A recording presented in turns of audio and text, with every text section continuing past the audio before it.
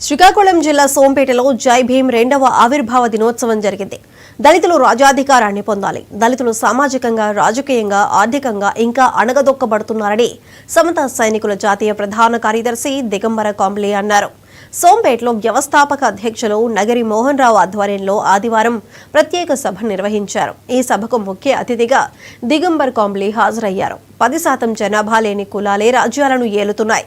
దళితులు ఇప్పటికీ అంటరానితనాన్ని ఎదుర్కొంటూనే ఉన్నారని కాంబ్లే చెప్పారు. శ్రీకాకుళం జిల్లా ఉద్దానం ప్రాంతంలో కిడ్నీ వ్యాధి నిర్మూలనకు ప్రభుత్వాలు మారిన చర్యలు మాత్రం శూన్యమని వారు విమర్శించారు.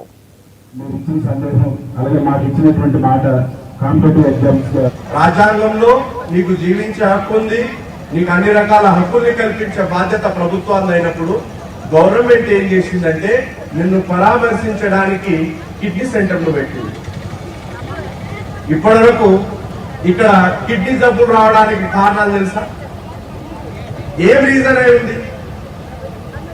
నేను వెతికాను కానీ ప్రాపర్ రీజన్ దొరకట్లా. ఎంత దారుణం అంటే ఇంత సస్యశ్యామలమైనటువంటి ఈ ప్రాంతంలో అత్యంత ఎక్కువ స్థాయిలో నీటి వనరులు ఉన్నటువంటి ఈ ప్రాంతంలో అంతుచిక్కని ఒక సమస్యతో ప్రతి కుటుంబంలో ఒక కిడ్నీ పేషెంట్ ఉండడం ప్రభుత్వాల యొక్క నిర్లక్ష్యం ఒక్కసారి ఆలోచించండి. సమస్యకు కారణాలు కూడా పరిశోధించే పరిస్థితుల్లో లేదు.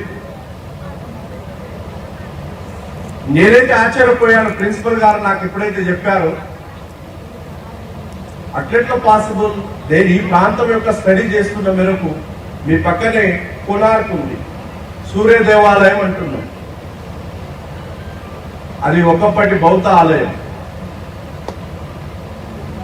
తల్లి గర్భంలో ఎటువంటి జీవం పోయాలి, ఎటువంటి జీవం అయితే అది ఎలిజిబుల్ అని తెలుసుకునేటటువంటి ఒక గొప్ప మహావిద్యాలయం.